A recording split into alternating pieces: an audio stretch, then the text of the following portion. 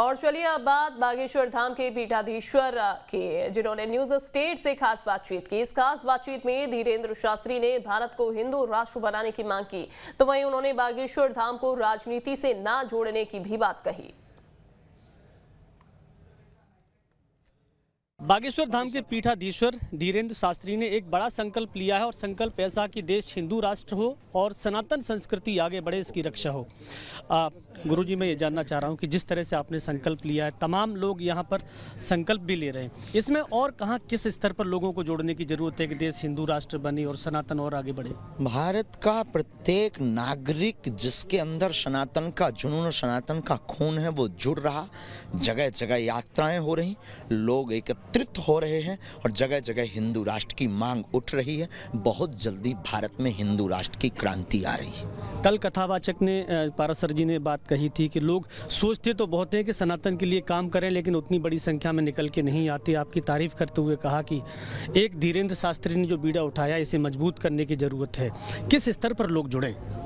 देखिए, हमें हिंसा के मार्ग पर नहीं जाना है, हमें दंगा फसाद नहीं करना है, हमें वाद विवाद नहीं करना है। भारत संविधान देश है, हमें संविधान के तहत अपने ईश्वर से, इष्ट से प्रार्थना करनी है और इष्ट ऐसी सद्बुद्धि सरकार को दे कि वो हिंदू राष्ट्र घोषित करे। आप जिस स्तर पे बीड़ा उठाया है, अभियान को आगे बढ़ा रहे हैं, लोग जुड़ रहे हैं, लेकिन अन्य धर्मों के लोग जब इस तरह के सवाल करते हैं, कहते हैं कि ओम और अल्लाह एक ही नाम है। दिल्ली में एक बड़ा विवाद हुआ, कई लोग मंच छोड़ के चले गए।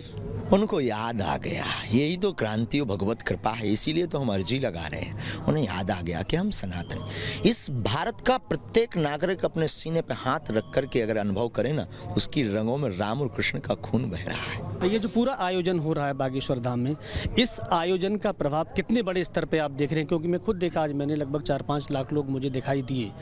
कल और ज़्यादा दिखाई देंगे, परसों इससे भी ज़्यादा दिखाई देंगे, एक दिन समूचा भारत दिखाई पड़ेगा। अभी आपकी नज़र छोटी है।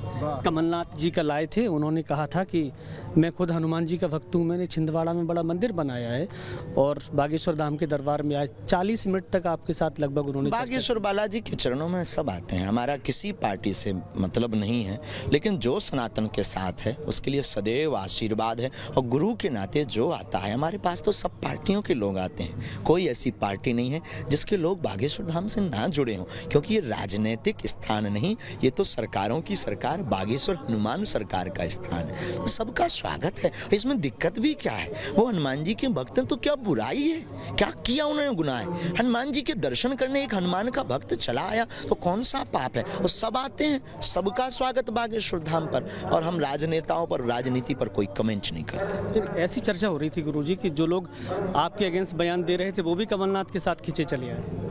उससे हमें कोई फर्क नहीं पड़ता, ये दुनिया का काम है। हम बहुत ज्यादा, देखो, कोई फरमाइश करे और हम गाना सुनाने लगे तो क्या हम फरमाइशी आदमी हैं क्या?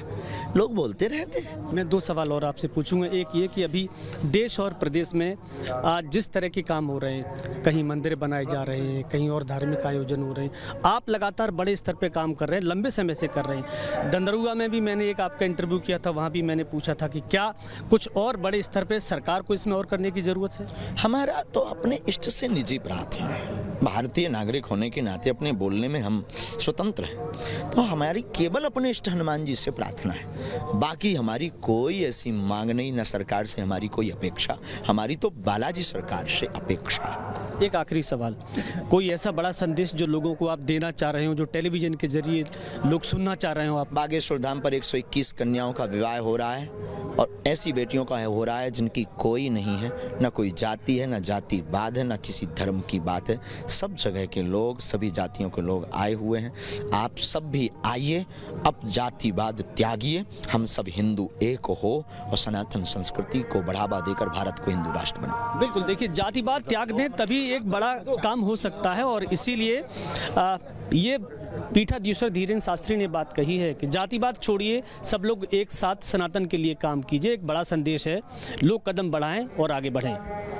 वीडियो जर्नलिस्ट अनवर के साथ विनोद शर्मा।